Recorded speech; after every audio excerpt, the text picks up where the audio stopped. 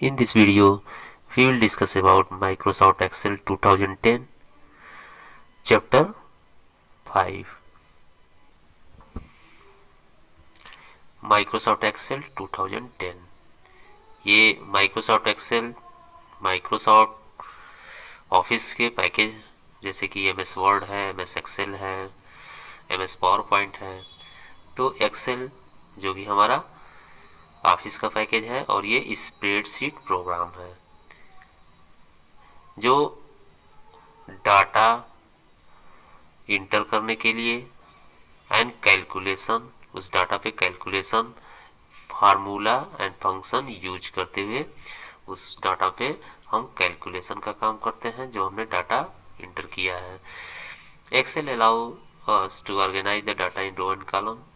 ये row and column पिछले class में आप पढ़ चुके हैं कि जो हमारा एक्सेल का वर्कशीट है तो उस वर्कशीट में यानी स्प्रेडशीट जो उसका पेज है उसमें रो एंड कॉलम बना होता है। तो जो हमारा डाटा है उसको हम रो एंड कॉलम में अरेंज करके रखते हैं। तो row and column are collective called worksheet. Row and column से मिलके वर्कशीट बना होता है। Default file extension of Excel is .xcls। ये हमारा एक्सेल का जो फाइल बनेगा, जो एक्सेल में हम बनाएंगे फाइल, उसका एक्सटेंशन नेम क्या होगा?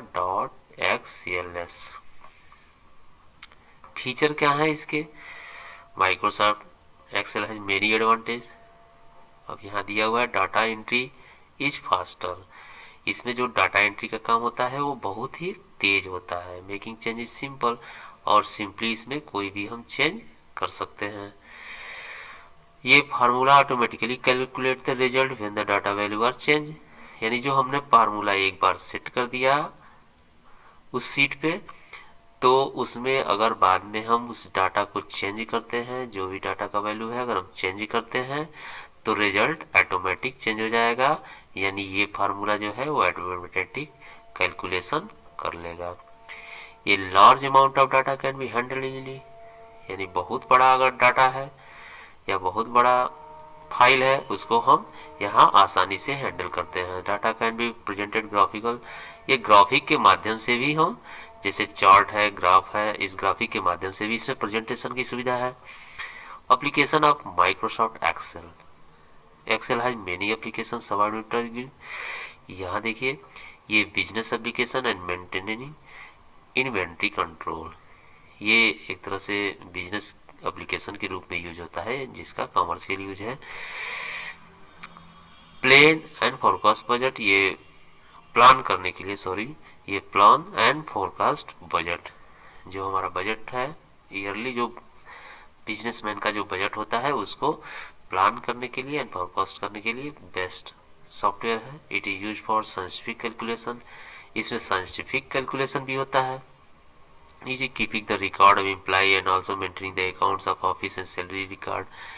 इसमें आप रिकॉर्ड मेंटेन करके जितने भी उस संस्था के कर्मचारी हैं उनका रिकॉर्ड आप मेंटेन करके रख सकते हैं। एंड सैलरी रिकॉर्ड या जो भी ऑफिस के रिकॉर्ड है उस पैकेज में आप मेंटेन कर सकते हैं, रख सकते हैं। How to open MS Excel, कैसे स्टार्ट करेंगे? सबसे पहले हम स्टार्ट बटन पे क्लिक करेंगे। स्टार्ट बटन पे क्लिक करने के बाद एक मेनू ओपन होगा। इस मेनू में हम ऑल प्रोग्राम पे क्लिक करेंगे। ऑल प्रोग्राम पे क्लिक करेंगे तो एक सब मेनू ओपन होगा। उस सब मेनू में माइक्रोसॉफ्ट ऑफिस पे क्लिक करेंगे। फिर एक मेनू ओपन होगा, इसमें हम माइक्रोसॉफ्ट ऑफिस एक्सेल 2010 पे क्लिक करेंगे। ये क्लिक करते ही आपका एक्सेल का विंडो ओपन हो जाएगा। Excel is open empty workbook. अब देखिए, जैसे ही विंडो ओपन होता है उसमें ये बुक 1 ऐसा टाइटल करके आपके टाइटल बार पे डिस्प्ले होगा, जो कि फर्स्ट इसका वर्कबुक होगा। द एक्सेल विंडो यहाँ पे दिया हुआ है, ये बुक 1 करके राइट ये टाइटल बार पे आएगा। ये ऐसा आपको दिखेगा।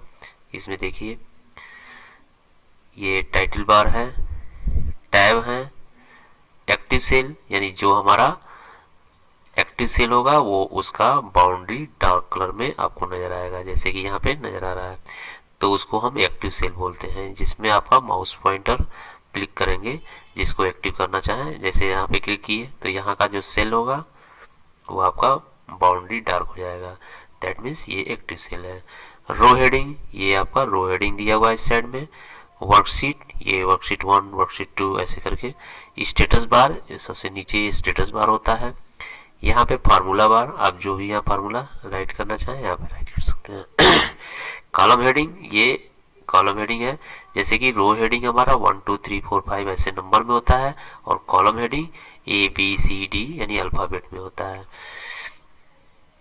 द स्प्रेडशीट विंडो, ये देखिए component of the MS Excel, ये टाइटल बार जो भी देखे हैं। Display the name of the worksheet, यानी वर्कशीट का ये नाम शो करता है। फाइल टैब, ये जैसे कि ओपन, क्लोज एंड सेव, इस तरह की ये इसमें कमांड होते हैं जो आप फाइल को ओपन करने के लिए या फाइल को क्लोज करने के लिए, सेव करने के लिए यूज करते हैं। Ribbon, content row of tabs and button that bring your favourite command into the open, ये आपका जो फेवरेट वो होता है, आपका कमांड होता है जो बार बार आप यूज करते हैं, उसको ये आसानी से ओपन कर देगा यहीं से। स्टेटस बार, ये क्या शो करता है, तो ये आप display the status of command used and operation being perform, जो आप वर्क कर रहे हैं उसका सारा वो स्टेटस बार पे डिस्प्ले करता है। Details, work area, a large white area which cell to work, यानी ये जो वाइट कलर का भी दिख रहा था जिसमें रो एंड कॉलम बना था, ये सारा आपका वर्क एरिया है। Zoom glider, use to increase degree the size, इसको साइज जैसे कि आप अपना जूम करके छोटा बड़ा कर सकते हैं। Name box, display the name of selected cell, तो नेम बॉक्स जो आपका दिया हुआ है यहाँ पे जो आपका सेल सेलेक्ट है वहाँ इसका नेम बॉक्स पे नेम शो करेगा। तो ये new sheet tab, use to insert rename the sheet, यानी आपका जो सीट टैब है उसको आप रीनेम कर सकते हैं। Formula bar, use to insert the formula, अभी बताए हैं जो फार्मूला बार दिया हुआ था वहाँ पे हम फार्मूला टाइप कर सकते हैं। The worksheet, a worksheet is organise into a rectangular green containing column vertical and row horizontal, यानी कॉलम, ये हमारा कॉलम ऐसे होता है जो कि वर्टिकल होता है, एंड रो, ये हमारा रो जो कि हॉरिजॉन्टल ऐसे होता है। तो ये रो हमारा हॉरिजॉन्टल होता है और कॉलम हमारा वर्टिकल होता है। तो ये दोनों जैसे कि ऐसे मिल जाएंगे, इस तरह से हमारा समझिए। अब इसमें देखिए ये हमारा 1 2 एंड 3, कितने रो हैं, 3 हैं। अब कॉलम, ये 1 कॉलम है, अगर यहाँ एक और बनाते हैं तो 2 कॉलम हो गया, ये 3 कॉलम हो गया। तो ये कॉलम एंड रो है। और इसका ऊपर भी देखें हेडिंग, ये कॉलम का हेडिंग कैसे होगा, ये अल्फ़ाबेट में ABCD करके है, और रो का हेडिंग इस साइड में होगा, यानी 1 2 3 4 ऐसे करके ये रो हेडिंग होगा। 3 रो एंड कॉलम, अब ये वर्कशीट पे हमारा 256 कॉलम एंड 65,536 रो होता है। ये आपको याद रखना होगा, 256 कॉलम एंड 65,536 रो, ये आपका एक वर्कशीट में होता है। अब ये अभी पिछले पेज पे बताया है कि हेडिंग इसका, तो वही ये बता रहे हैं, ये अल्फ़ाबेट में होता है और ये नंबर में होता है। सेल, सेल क्या है, ये सेल अभी ये कॉलम हो गया, ये कॉलम है, एंड ये हमारा क्या है, रो। तो ये रो एंड कॉलम से मिलके जो ये बीच में बॉक्स बन रहा है ये क्या है, यही सेल है। तो ये हमारा कॉलम एंड रो से इंटरसेक्शन, ये intersection of a column and row is called cell. तो ये हमारा सेल है। Each worksheet in a workbook है 256 कॉलम एंड 65,536 रो। तो इस तरह से हमारा सेल में content 3 types of data, levels, text, value, numbers and formula. जैसे कि कोई भी सेल है, इसमें हम टेक्स्ट के रूप में डाटा टाइप कर सकते हैं, या नंबर के रूप में कर सकते हैं, या फार्मूला। ये तीन तरीके से इसमें हम डाटा टाइप करते हैं। फार्मूला टाइप करते हैं, नंबर टाइप करते हैं, या text. Cell address, each cell has a unique address. The cell address correspond to column and row number. ये देखिए, ये सेल एड्रेस है। जैसे कि A6 दिया हुआ, तो A6 मीन्स ये हमारा कॉलम का हेडिंग A हो गया, और ये रो का हेडिंग 6 हो गया, ये 6। तो A6 कहाँ होगा, यानी इसको हम A6 बोलेंगे, ये हमारा A6 है। तो इस तरह से सेल एड्रेस हो जाएगा।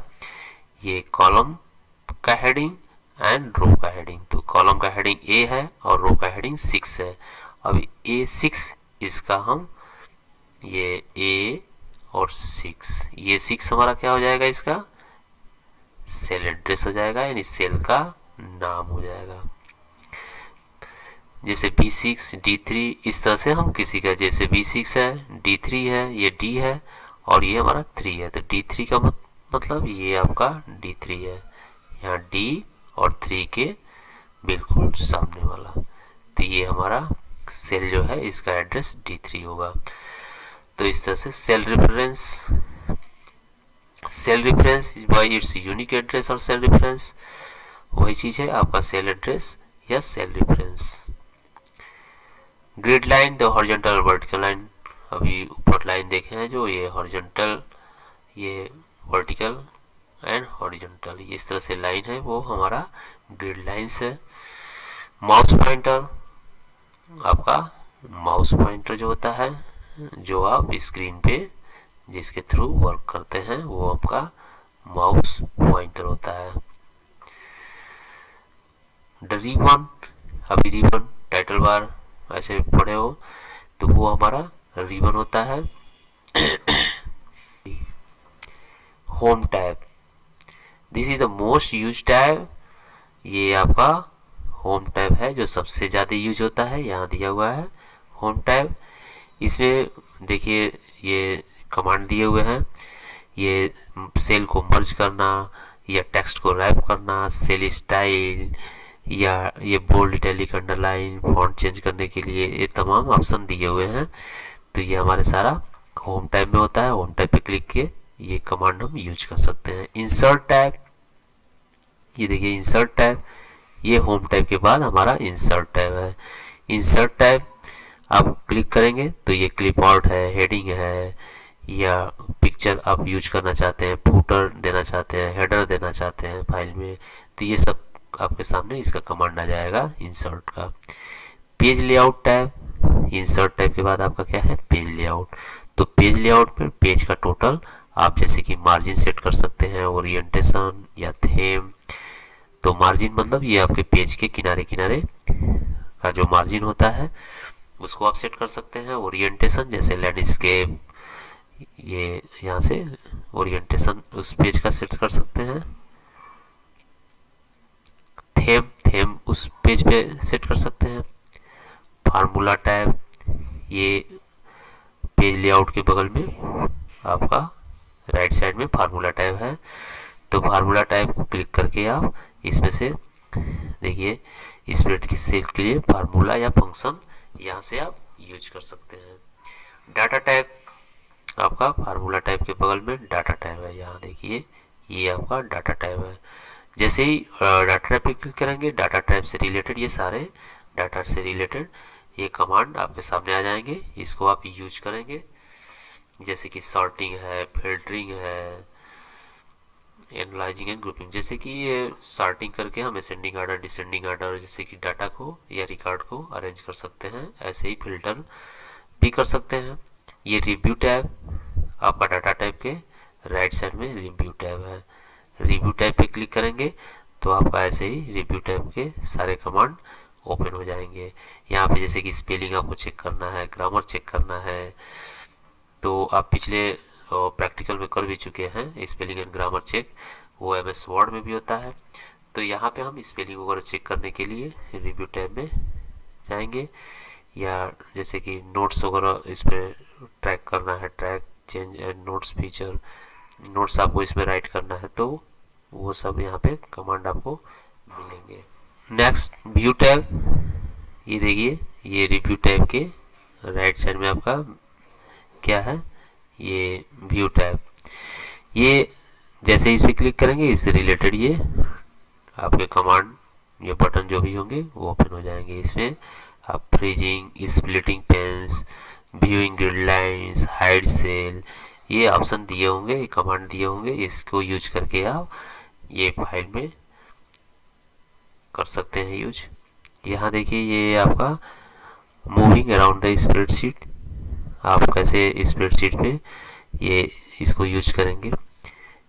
ये आप कीबोर्ड पे देखे होंगे ये button move the one column right, यानी इस पे आप क्लिक करेंगे तो क्या होगा, ये कीबोर्ड पे बटन होता है, कंट्रोल की बोलते हैं, लेफ्ट राइट अप डाउन, ये 4 बटन होते हैं। तो इसको आप यूज करेंगे तो एक्सेल में तो कैसे होगा, आप राइट साइड वाले एरो बटन पे क्लिक करेंगे कीबोर्ड पे तो वन कॉलम मीन्स एक कॉलम आप राइट साइड में मूव करेंगे, यानी जितने बार क्लिक करेंगे वो एक एक कॉलम आपका मूव करते जाएंगे राइट साइड में। इसको ये देखने से ही डायरेक्शन इसका क्लियर हो जा रहा है, ये लेफ्ट साइड है ये राइट साइड है। तो ये लेफ्ट वाला एरो की है, इस पर आप जितने बार क्लिक करेंगे, एक बार क्लिक करेंगे तो वन कॉलम, फिर क्लिक करेंगे फिर वन कॉलम, ऐसे करके आप एक एक कॉलम लेफ्ट साइड में मूव करेंगे। ये फिगर से भी क्लियर है। ये अप है मीन्स आप ऊपर जाएंगे एक एक कॉलम, एक एक रो, ये एक एक कॉलम था ये एक एक रो होगा, क्योंकि आप ऊपर जाएंगे तो रो आपको एक एक रो मूव करना होगा।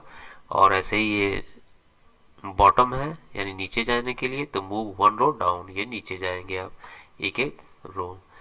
ये पेज अप बटन भी कीबोर्ड पे होता है, पेज अप पेज डाउन। तो पेज अप से आप क्या करेंगे, एक बार क्लिक करेंगे तो move the active cell highlighted to first row of spreadsheet, यानी पेज अप पे क्लिक करेंगे तो आप कहाँ पहुंच जाएंगे, फर्स्ट रो ऑफ स्प्रेडशीट, यानी पहला रो पे, स्प्रेडशीट के पहले रो पे, पहले सेल पे आप पहुंच जाएंगे। पेज डाउन पे क्लिक करेंगे तो move the active cell highlighted to the next sheet, आप अगले सीट पे चले जाएंगे। कंट्रोल प्लस होम, यानी CTRL प्लस होम दोनों बटन एक साथ अगर प्रेस करते हैं तो move the first cell of top most row, यानी सबसे ऊपर वाले रो में पहले सेल पे आप मूव करेंगे यानी पहुंच जाएंगे। CTRL प्लस एंड, यानी कंट्रोल प्लस एंड बटन एक साथ प्रेस करते हैं तो क्या होता है, move the last use cell of spreadsheet, यानी स्प्रेडशीट में जो जो आपने यूज किया है उसमें आप लास्ट पे मूव करेंगे पहुंच जाएंगे। ठीक है, तो जितना यूज किया है उसी के लास्ट पे जाएंगे आप। तो इस तरह से ये कर्सर की है, इसको आप कीबोर्ड पे एक एक करके यूज करके आप चेक करेंगे तो क्लियर हो जाएगा। 1 2 3 entering data in a worksheet, worksheet में हम कैसे डाटा एंटर करेंगे ये स्टेप वाइज आपको दिया हुआ है। Open a new workbook, by default sheet 1 is active worksheet. तो पहले हम वर्कबुक को ओपन करेंगे। अब click on sale D1, D1 means आप किसी भी सेल पे आप क्लिक कर सकते हैं, लेकिन यहाँ एग्जांपल देके समझाया हुआ है कि D1 पे क्लिक करेंगे और टाइप इलेक्ट्रिसिटी कंजप्शन, ये आप इलेक्ट्रिसिटी कंजप्शन टाइप करेंगे। नेक्स्ट स्टेप में क्या करेंगे, मर्ज and centre button in the alignment group in on home tab, आप मर्ज एंड सेंटर बटन पे क्लिक करेंगे होम टैब के अलाइनमेंट ग्रुप में। Click on A2 type consumption, और फिर A2 पे हम क्लिक करेंगे और कंजप्शन पे क्लिक करेंगे। Press the right arrow key, type Monday in B2 and Tuesday C2, likewise enter the rest of the cell, click on, ये आपका दिया हुआ है, ये लैब में आप बैठ के इसको ऐसे टाइप करेंगे तो क्लियर होगा। ये टाइप जैसे यहाँ पे ये बनाया हुआ है, इस तरह से आप जब लैब में बैठेंगे तो ये प्रैक्टिकल होगा, यानी टाइप करेंगे ऐसे ही। Typing data in a worksheet we need to 3 types of data, these types are number, text and formula. तो ये हमारा 3 तरह का यहाँ पे डाटा टाइप्स जो दिया हुआ है। एक्सेल में 3 टाइप्स का डाटा टाइप्स होता है। एक नंबर जो आप 0 to 9 यूज करते हैं एंड ये सिंबल होता है उसमें। तो इस तरह से ये हमारा नंबर्स है। टेक्स्ट जिसमें letter, numbers, spaces, special character such है एक्सक्लेमेशन मार्क, एंड का symbol. Text data is calculation is not used in calculation. तो टेक्स्ट जो यहाँ पे दिया हुआ है ऐसे सबको टेक्स्ट बोलते हैं। तो ये टेक्स्ट आप जो एक्सेल में टाइप करते हैं, अगर इनके ऊपर चाहे कि आप कोई कैलकुलेशन करना तो वो उस पर कैलकुलेशन नहीं होता है। By default text data is left align in a cell. अब ये अलाइनमेंट होता है लेफ्ट, राइट या सेंटर, ये सब हमारा बाय डिफॉल्ट एक्सेल में क्या होता है, लेफ्ट अलाइनमेंट। यानी जो भी टाइप करेंगे हमेशा लेफ्ट से ही शुरू होगा। क्या, टेक्स्ट, यानी जो टेक्स्ट होगा। और ये हमारा नंबर जो होगा वो किधर अलाइन होगा, राइट साइड। यानी जो भी नंबर टाइप करेंगे वो सेल के, जैसे ये हमारा सेल है तो इसमें नंबर टाइप करेंगे तो ये राइट साइड में टाइप होगा यहाँ पे। और अगर सेल में आप कोई टेक्स्ट टाइप करते हैं, जैसे कि आप अगर कोई टेक्स्ट टाइप करते हैं तो वो लेफ्ट आएगा। तो ये चीज़ है, जैसे कि EST ये लेफ्ट साइड से स्टार्ट होगा और ये राइट साइड। तो ये मार्जिन बाय डिफॉल्ट होता है। फार्मूला, ये formula is mathematical equation involving number, value, operator. या देखिए कोई ना कोई नंबर होगा, ऑपरेटर जैसे कि ये प्लस माइनस ये सब क्या है, ये सब ऑपरेटर है। एंड सेल एड्रेस, अभी पता है सेल एड्रेस, जैसे कि A2 है, A1 है, जिस सेल एड्रेस को आप यूज करना चाहते हैं फार्मूला में।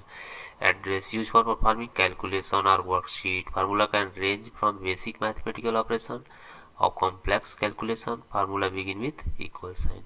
जो भी आप फार्मूला टाइप करते हैं वो पहले इक्वल साइन से स्टार्ट होता है, यानी पहले इक्वल राइट करने के बाद जो भी आप फार्मूला यहाँ टाइप करेंगे। Performing calculation has a powerful feature of performing calculation on the data. We can perform addition, जैसे कि आपको ऐड करना है, addition, subtraction, multiplication and division. ये ये आपका जो कैलकुलेशन है और या कर सकते हैं यूजिंग फार्मूला और यूजिंग फंक्शन। तो ये फंक्शन या फार्मूला दोनों यूज करेंगे। Formula are equation that perform calculation and value in worksheet. The result of the calculation is display cell where the formula is enter. यानी जो भी आपका फार्मूला होता है, जो जहाँ फार्मूला टाइप किए हैं, आंसर या रिजल्ट वहीं पे डिस्प्ले होता है जहाँ पे आपका फार्मूला टाइप होता है। ये formula consist of a combination of reference, number, operator and Excel function. Formula क्या क्या कंसिस्ट करता है, तो सेल रेफरेंस, नंबर्स, ऑपरेटर या फंक्शन। यहाँ पे देखिए if the find the sum I3 we type, ये आपको सम मीन्स ऐड करना है तो ऐड के लिए बता रहा है सिंपल फार्मूला। तो पहले इक्वल साइन दिया हुआ है और ये B3 C3 plus D3 plus E3 ये सब क्या है, सेल एड्रेस है। तो B3 मीन्स जो B3 ये आपका B3 है, तो B3 सेल में जो आपका डाटा वैल्यू है, प्लस C3 में जो डाटा वैल्यू है, ये H3 यहाँ तक जो आपने एड्रेस दिया हुआ है यहाँ पे, ये जो सेल का वो उस सेल में जो भी डाटा वैल्यू है, यानी जो नंबर यहाँ पे आपने टाइप किया है उस नंबरों को ये क्या करेगा, प्लस कर देगा। इस तरह से आप इक्वल साइन के साथ ये आप सेल एड्रेस और बीच में प्लस प्लस ऐसे टाइप कर देंगे तो आपका ये क्या करेगा, then press the enter sum of the, ये सारे सेल का वैल्यू जो है उनको ऐड कर देगा और ऐड करने के बाद आपको डिस्प्ले करेगा आंसर। इस तरह से ये आंसर 17 दिया है। तो ये बस सम ओनली सेल एड्रेस यहाँ दिए थे और ये इनके वैल्यू को कैलकुलेट करके यहाँ डिस्प्ले कर रहा है। Selecting cell, we can easily select a single cell, row or column of a cell. Here range cell और वर्कशीट फॉर दिस स्टेप। ये कैसे सेल को हम सेलेक्ट करते हैं, ये यहाँ पे स्टेप वाइज आप देखेंगे। Step 1, select a single cell, click the center of a cell, a thick border appears around the cell, correct selected cell in active cell। ये जैसे कि A आपका A1 दिया हुआ है, ये सेल का एड्रेस क्या होगा A1। तो सिंपल आपको सेल पे एक बार माउस का लेफ्ट क्लिक करना है, लेफ्ट बटन क्लिक करना है, यानी सिंगल क्लिक। ये सिंगल क्लिक करेंगे किसी भी सेल में तो वो सेल क्या होगा, सेलेक्ट हो जाएगा, और उसी सेलेक्ट सेल को हम एक्टिव सेल भी बोलते हैं। तो जैसे कि यहाँ पे देखिए A1 सेल का एड्रेस है, ये सेलेक्ट है, ये डार्क बॉर्डर इसका दिख रहा है। Step 2, we can select entire row और column by clicking the row heading और कॉलम हेडिंग रिस्पेक्टिवली। तो ये हमारा वो तो सेल था, अभी entire cell column and row, जैसे कि इंटायर रो मतलब पूरा रो और पूरा कॉलम सेलेक्ट करना हो तो उसके हेडिंग पे, जैसे यहाँ पे देखिए रो हेडिंग यहाँ पे क्या है 1 है, तो ये रो हेडिंग पे आप क्लिक करेंगे तो ये पूरा रो जो है ये कंप्लीट सेलेक्ट हो जाएगा। यहाँ कॉलम है तो कॉलम का हेडिंग क्या है, बी है, ए है, यानी अल्फ़ाबेट में दिया हुआ है। तो इसको चाहे यहाँ पे बी को सेलेक्ट किया है तो बी हेडिंग पे क्लिक किया है तो ये पूरा कॉलम सेलेक्ट हो गया है। Next, to select a range of cell, click the first cell of range and drag the cursor to the last cell of the range while keeping the mouse button pressed down। तो इस तरह से आप एक range, जैसे जितना आप cell चाहें उतना सेल सेलेक्ट कर सकते हैं। कैसे, ड्रैग एंड ड्रॉप के थ्रू। तो फर्स्ट सेल में आप क्लिक करेंगे और उसको माउस को ड्रैग करते जाएंगे और जहाँ पे उसको रिलीज करेंगे वहाँ तक वो सेलेक्ट कर देगा।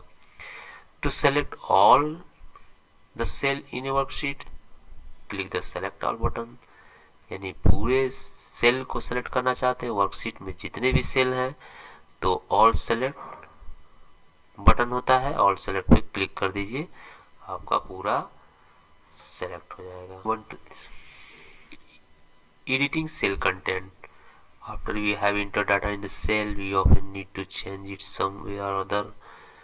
यहाँ पे दो तरीके दिए हुए हैं जिसको आप, जैसे कि मान लो सेल में जो आपने डाटा एंटर किया हुआ है, टाइप किया है, उसको हम कैसे चेंज करते हैं या कैसे एडिट करते हैं। तो ये by overwriting.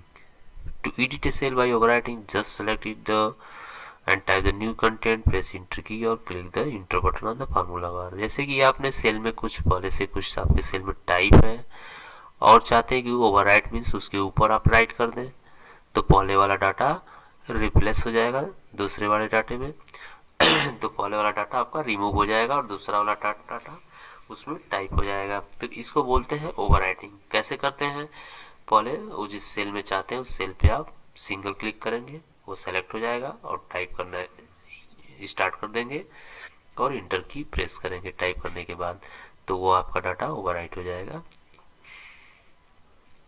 Bye modification, if a minor correction required we can edit the old value instead of type the whole of the corrected value। To edit the cell content, select the cell and follow one of the step। तो जैसे कि आपने cell में कुछ अगर type किया हुआ है और उसमें माइनर मिस्टेक है, यानी कोई एक स्पेलिंग मिस्टेक है, एक कोई लेटर मिस्टेक है और उसको आप एडिट करना चाहते हैं, तो पूरे लेटर को टाइप करने से बढ़िया है, पूरा सेल में ओवरराइट करने से बढ़िया है कि उस करेक्शन कर लें। कैसे, क्लिक द फार्मूला बार, यानी जैसे ऊपर फार्मूला बार है वहाँ पे क्लिक करके कर सकते हैं, या प्रेस F2 की और डबल क्लिक द सेल। तो इन जैसे फार्मूला बार पे आप क्लिक करेंगे तो फार्मूला बार पे जाके आप उसको करेक्शन यानी करेक्ट करेंगे और ये सेल में अपने आप करेक्ट हो जाएगा।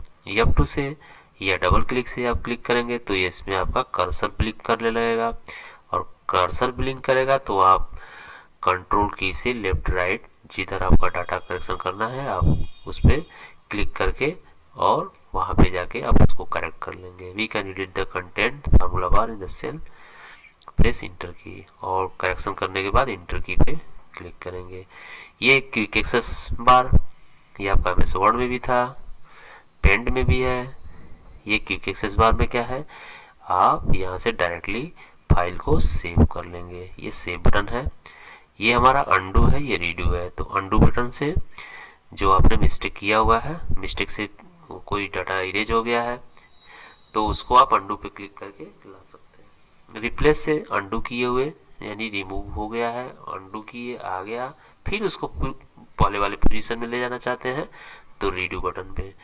तो इस तरह से यहाँ पे फास्ट वर्क होगा, अंडू एंड रीडू या सेव। फॉन्ट फॉर्मेटिंग, ये फॉन्ट जैसे आप जो टेक्स्ट टाइप करते हैं उसमें स्टाइल होता है, आप किस स्टाइल में टेक्स्ट टाइप करना चाहते हैं, तो उस टेक्स्ट टाइप यानी उस टेक्स्ट की स्टाइल को चेंज करने के लिए फॉन्ट हमको चेंज करना पड़ता है। तो फॉन्ट क्या है, font is a set of letters of alphabet and number written in a particular style, यानी हर एक फॉन्ट का एक अपना स्टाइल है। The font group is found under the Home tab of Microsoft Excel 2007। ये Home tab जो होता है उसमें आपका ये फॉन्ट होता है। Changing font, font size and font colour, ये देखिए फॉन्ट का साइज होता है एंड कलर भी होता है। तो फॉन्ट जो आपने टाइप किया हुआ है उसका साइज एंड कलर यहाँ से आप चेंज कर सकते हैं। For this we follow the given steps. यहाँ पे देखिए फर्स्ट टाइप ए वर्ड और example India is a in India in cell A1, यानी A1 सेल में आप जैसे कि इंडिया टाइप किए, आप और भी कोई चीज़ टाइप कर सकते हैं। नाउ इज सेलेक्टेड, फिर इसको हम सेलेक्ट कर लेंगे। अब इसके बाद से क्या करेंगे, ये when we over the mouse pointer over font dialog box scroll down list appear, यानी ये आपका ये फॉन्ट का बता रहा है कि जैसे फॉन्ट आपने टाइम्स न्यू रोमन, ये फॉन्ट स्टाइल है।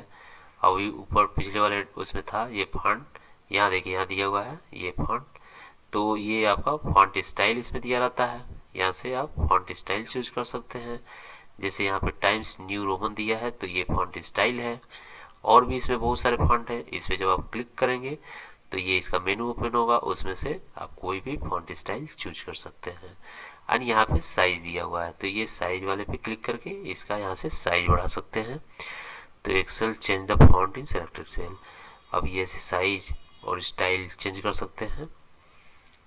Now we click the arrow next to font size, वही अभी बताया है। ये फॉन्ट स्टाइल चेंज करने के बाद आप इस फॉन्ट साइज में साइज को चेंज कर सकते हैं। List of font size appears, यहाँ से साइज चेंज कर सकते हैं। Now we select the font size 14, ये 14, 16, 18, आप जो साइज जितना चाहिए वहाँ से आप सेलेक्ट कर लेंगे। Click the arrow next to font colour, अब ये फॉन्ट कलर जस्ट आप इसके नीचे आएंगे तो यहाँ पे फॉन्ट कलर दिया हुआ है, ये फॉन्ट कलर पे क्लिक करेंगे तो यहाँ पे ये कलर बॉक्स ओपन हो जाएगा। यहाँ फॉन्ट कलर के बाद आपका ये कलर का रेंज एक ओपन होगा जहाँ से आप कोई भी कलर एक चूज कर सकते हैं। We can change font size by using the decrease font size and increase font size button in the font group of the home tab, वही चीज दिया हुआ है font size. Alignment and orientation of data, ये alignment जो है refer to position where data is placed within the boundary of a cell. By default, Excel apply the appropriate horizontal alignment to each type. For example, numbers, जैसे अभी पिछले page पे बताया है कि आपका जो सेल है, ये सेल में आप कोई अगर नंबर टाइप करते हैं तो वो कहाँ आता है, राइट साइड पे। इसका बाय डिफॉल्ट सेटिंग कहाँ होता है, राइट साइड। और सेल में अगर कोई हम टेक्स्ट टाइप करें जैसे कि ABC या कोई अल्फ़ाबेट, यानी ये टेक्स्ट टाइप करें तो वो लेफ्ट साइड। तो ये हमारा बाय डिफॉल्ट सेटिंग है, ये इसको हम बोलते हैं ये राइट अलाइन और ये हमारा है लेफ्ट अलाइन। तो ये पहले से बाय डिफॉल्ट एक्सेल की सेटिंग है जिसको हम चेंज कर सकते हैं। इसको हम सेंटर में कर सकते हैं, लेफ्ट में कर सकते हैं।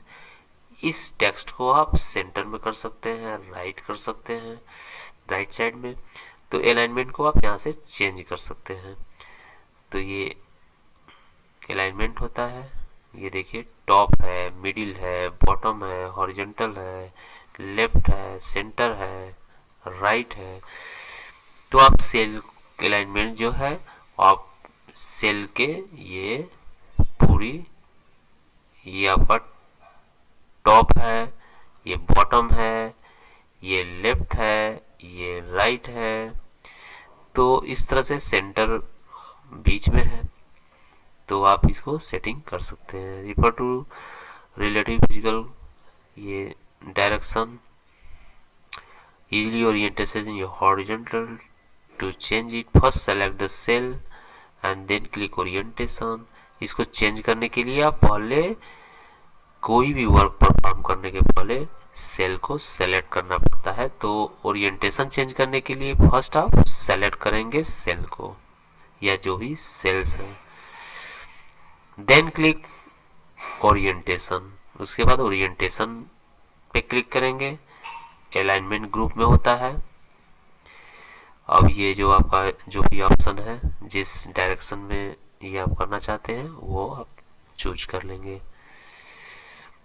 Working with long text, when text cannot fit in cell, split out into adjacent cell.